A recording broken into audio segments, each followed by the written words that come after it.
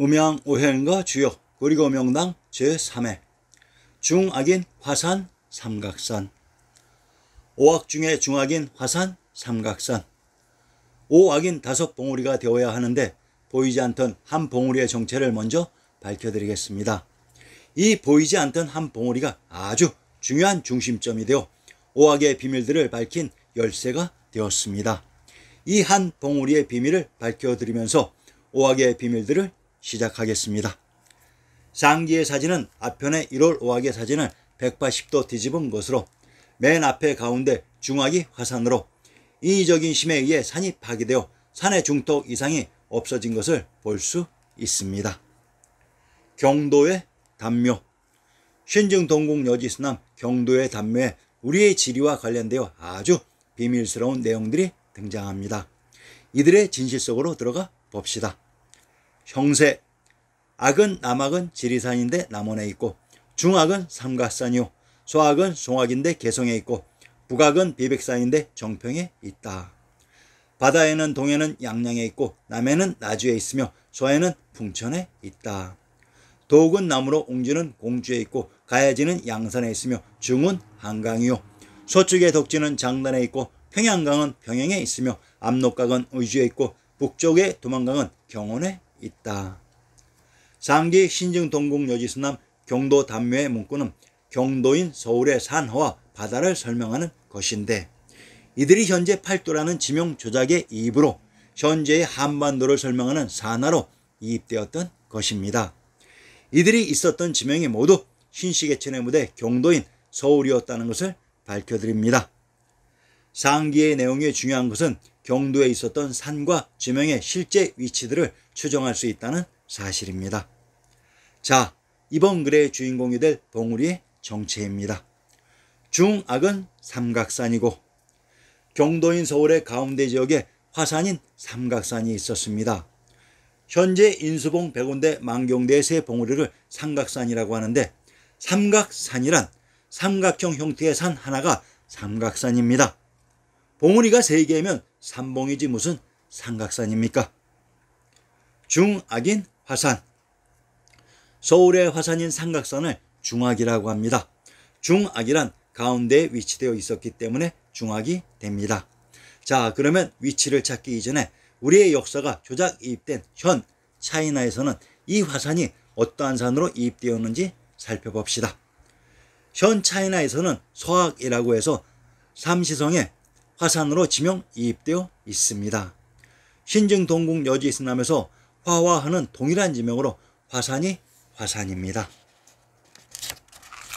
역사 공부 시 지리적인 위치가 혼란스러울 때, 자, 이때에는 고두절미하시고 우리의 지리지 신증동국여지스남을 살펴보시기 바랍니다. 신증동국여지스남 한송무편에 화산을 삼각산이라고 합니다. 저도 등산을 좋아해서 주말에 등산 오신 분들에게 삼각산이란 봉우리가 1개인 산인가요? 아니면 봉우리가 3개인 산인가요? 하고 물어보면 대다수는 봉우리가 3개라고 합니다. 대다수의 사람들은 그 단어, 용어, 말뜻이 가진 본래의 진위를 파악하지 않고 그저 자신들이 교육받은 그 테두리 안에서 생각하는 것 같습니다. 그래서 강단사하게 조작된 역사의 교육이 이렇게 무서운 것입니다. 저는 분명히 말할 수 있습니다. 삼각산이란 삼각형 형태의 봉우리가 하나인 산이 삼각산입니다. 자, 1월 5악 4개 봉우리의 가운데 지점, 이곳이 바로 삼각산이 있었던 자리입니다. 산의 중턱 이상 부분이 무엇인가 강한 인위적인 힘에 의해 파괴되어 날아간 흔적이 선명합니다. 그 바닥 부분을 살펴보면 삼각의 형태인 것을 볼 수 있습니다. 그리고 먼 거리에서 보았을 때 화산의 한 단면이 삼각형 형태로 보입니다. 경도와 한양의 형성. 자, 우리는 일반적으로 한양을 서울이라고 생각하고 그렇게 배워왔습니다. 그런데 우리의 지리지 신증동국여지스남에서는 한양과 경도인 서울의 위치가 서로 다르다고 나옵니다. 그러면 그 정체를 먼저 밝혀봅시다. 신증동국여지스남 국역본 경도의 형성을 인용합니다. 서울은 북으로 화산을 진산으로 담아 동과서는 용이 서리고 범이 쭈그리고 앉은 형세요. 남쪽은 한강으로서 금대를 삼았으며 멀리 왼쪽으로는 대관령을 당기고 오른쪽에는 발해를 두루 그 형세의 훌륭하기는 동방의 으뜸으로서 진실로 사나이니 백의의 땅이다. 자, 그러면 서울인 경도의 형성이 나왔으니 한양의 형성을 통해 이들 서울과 한양의 비밀을 밝혀봅시다. 한성부의 제형편에 박이중의 시에 도리가 바르고 고른데 배와 소래가 통한다. 강산이 겹으로 막히니 금성탕지보다 승하다 하였다. 권우의 시에 화학이 높이 솟아 한강을 누른다. 금성천부의 유해지는 이상 없는 것이다. 전의 사람의 시에 호랑이 골토 안고 용이 서린 듯 천구의 지역이다. 꽁의 문치요 새 나는 듯 구중궁궐이네라고 했습니다. 금성 탕지란 세금을 또한 세철이라고 합니다. 금성이란 철성으로 추 이곳의 비밀들을 밝혀드리겠습니다.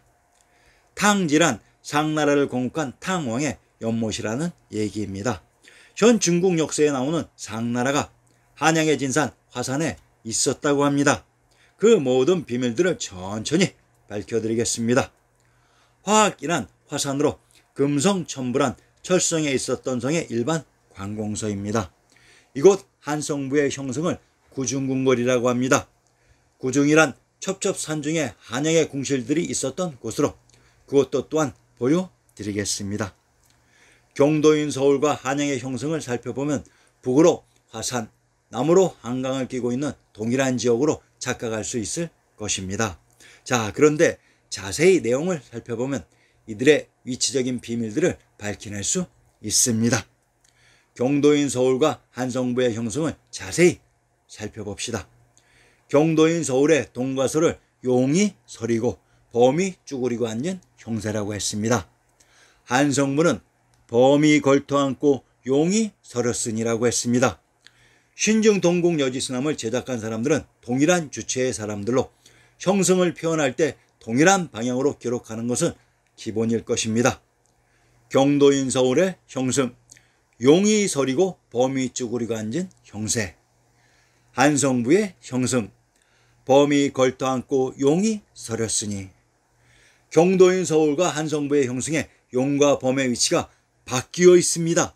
이는 화산인 삼각산을 가운데 두고 서로 반대편 또는 다른 위치 방면에 위치했기 때문에 이렇게 용과 범의 위치가 바뀌었던 것으로 화산의 남쪽에 한양인 장안이 있었고 그 화산의 동남쪽에 경도인 서울이 있었습니다. 화산곡. 자, 그러면 이곳 화산인 삼각산의 비밀 속으로 들어가 봅시다. 춘정 병계랑 문집 화산곡을 인용합니다. 화산 남쪽 한강 북쪽은 조선의 승지인이 백옥경의 황궁궁궐 같아 평탄하게 사통오달 했네. 봉황이 우뚝하고 용이 나는 듯 하늘이 지은 형세 음양을 경유하니 아 도읍의 광경 그 어떠한가. 태조와 태종께서 창업하여 법도를 끼치시니 아 지켜나가는 광경 그 어떠한가. 화산 남쪽 한강 북쪽은 조선의 승지인이. 자, 그러면 조선의 승지인 화산 남쪽과 한강 북쪽을 살펴봅시다. 화산의 남쪽에 평평한 지역이 있습니다. 이곳이 마고대성 알터입니다. 그리고 한양에 흐른 강이 한강으로 한강의 북쪽이 바로 화산의 남쪽 평평한 지역이라고 합니다.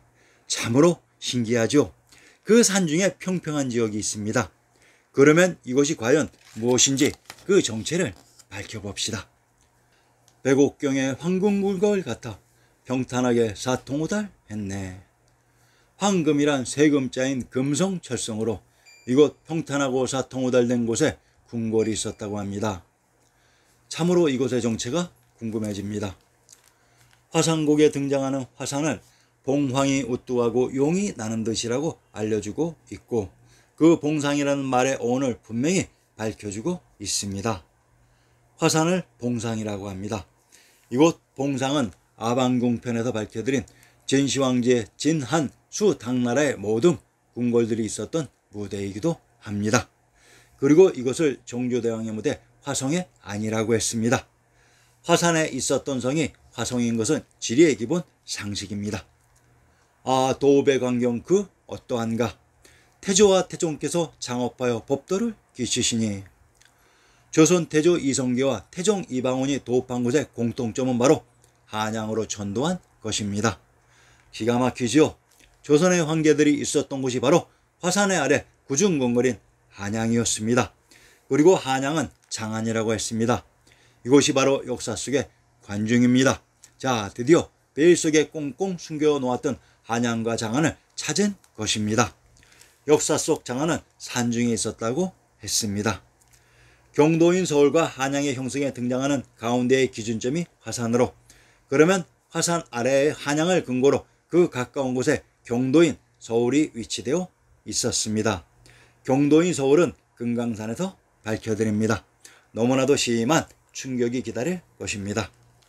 경도와 한양의 가운데 기준점이 화산으로, 화땅에 있었던 산이 화산이고 양지가 화양으로, 이곳에 있었던 성이 화성이 되는 것은 지리의 기본 상식입니다. 자, 그러면 이곳 화산의 양지인 화양이 역사 속에 어느 곳이었는지 다시 밝혀봅시다. 화양, 옛 촉지방 명칭이다. 화양국지 촉지에 의하면 지상에서 첨부라는 곳은 원래 화양을 일컫는다. 이는 촉지방을 화양으로 부르는 말로서 그 유래가 오래되었다고 하였다. 화산 아래 화양을 역사 속의 촉지방이라고 합니다. 당 현종이 있었던 권장궁과 진시황제의 아방궁, 그리고 한고조의 장락궁과 수나라의 인수궁, 조선의 정궁 경복궁이 있었던 그곳, 한양장안의 성인 한성, 장성이 있었던 곳이 바로 역사 속 촉이었습니다. 역사 속 화산이 있었던 한양장안이 화양의 촉이었는데 현 조작된 역사에서는 금도인 성도를 촉이라고 조작했습니다. 그래서 이 위치를 확정하지 못해 역사 조작자들의 농간에 의해 지난 5년의 시간을 허비했던 것입니다. 안사의 난때 당 현종이 있었던 한성 화성의 장안이 바로 촉이고, 몽진을 간 금도 송도에 바르는 경도인 서울의 파 지역에 있었습니다. 참으로 괘씸하지요. 당 현종이 있었던 장안 한양이 바로 촉지역이었습니다. 참고로 구격본 경도의 형성에 산하는 백이의 땅이라고 했습니다. 이 의미를 밝혀봅시다. 주석에 진나라 서울로 들어가는 함곡관이 험하여 두 사람이 관을 지키면 적의 군사 100명을 당한다는 말이다 라고 했습니다. 주석의 국방상의 요해지가 되는 지리적 조건을 의미하는데 옛날 중국 진나라의 서울을 보호하는 요새가 102개라는 뜻이다 라고 했습니다. 신증동국 여지승랑 구격본의 같은 책인데 왜 이렇듯 백의에 대해 다른 이야기를 하는지 주석에서는 의도적으로 백의의 정체를 숨겼습니다. 그런데 왜 우리의 지리지에 진시황제의 진나라가 등장할까요? 이것은 바로 진나라가 우리의 역사이기 때문입니다. 상기에 등장한 백의의 땅이란 우리의 산하를 흐른 산하, 강이 102개라는 말입니다. 여러분 눈에는 이곳 우리의 옛 땅이 현재 황량한 황무지로 보이겠지만 이곳에 102개의 강이 흐른 천하의 중심 옥토였습니다.